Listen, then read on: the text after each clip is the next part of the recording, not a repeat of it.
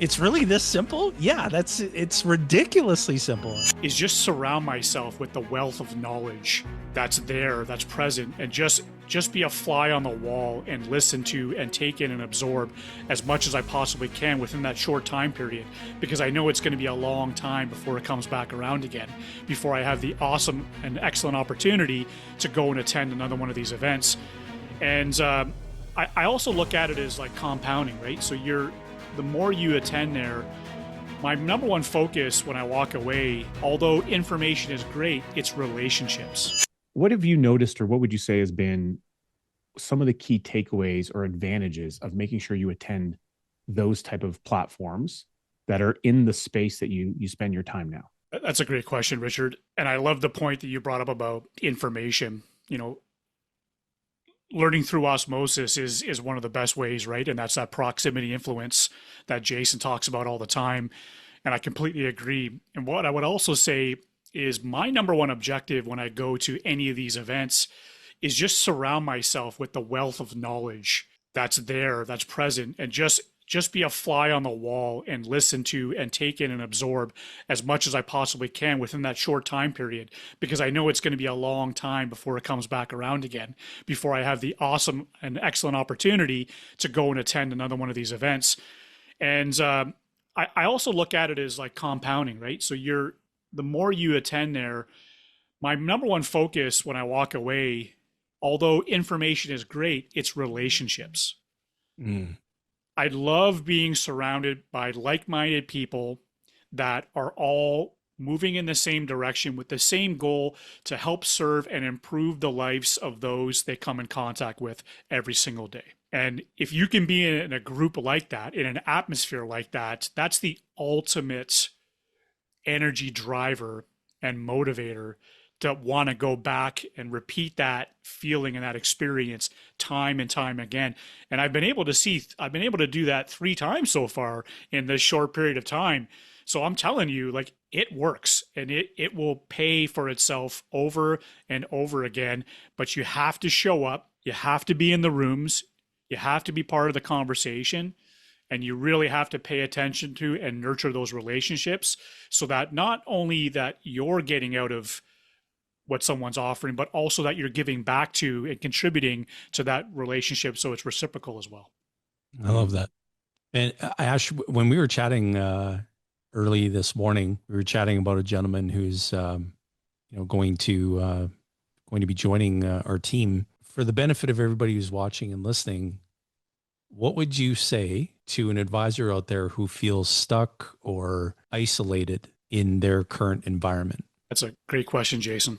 I would say if you pay attention to the success that's in the environment that you're participating in, if you look to an organization or you look to a team of people that have the processes in place, that have the platforms already there, if you can find an organization that has the proven success and you can plug into that, learn from that, contribute to that, and grow with that, why wouldn't that be something that you would want to do? You can always go it alone, but operating alone isn't always the best recipe. Well, and all the proximity influence you talked about and the feeling of being in that environment of people, what you're identifying about, the time frame around the clock or a year between a think tank event, which is a once a year opportunity, coaching academies with the NNI, they're maybe two, potentially 3 times a year. In fact, there's one coming up in Calgary, Alberta this year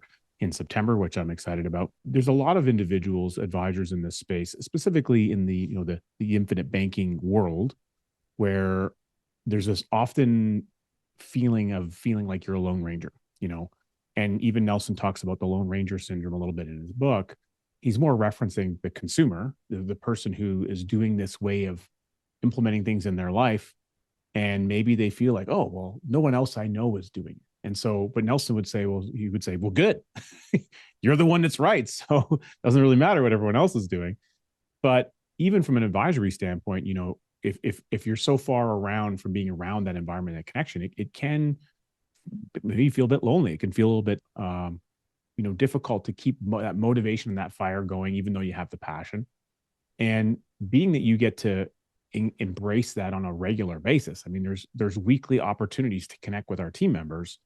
What do you think is the difference between someone who maybe doesn't have access to that versus what you've been able to tap into since you've been on the journey, actively now teaching this message to other people? It's great that you bring up those points, Richard, because it really comes down to that when you say proximity influence, if I want to condense my learning and knowledge transfer into the shortest possible time that I can, how am I going to do that? Well, I'm going to tap into resources and experience that's already in the industry and for people that are already doing it. So it, if you're not in a team environment, if you're not part of a team, it's going to be more difficult for you to condense that learning time frame and get to a higher level sooner.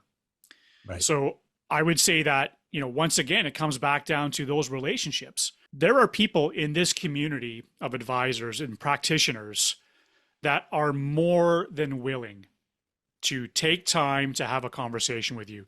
They are more than willing to pass on the knowledge that they have. You just have to ask. And if we're staying true to Nelson's principles and we're trying to achieve and reach the tipping point, get that 10%, if we're trying to do all that, then we need to leverage the people in the community to help us all get to the same destination, because you're not going to be able to do that by yourself. Only as a group of practitioners are we going to be able to achieve that. And we have to be on the same page, promoting the same message so we can help as many people as we can possibly reach.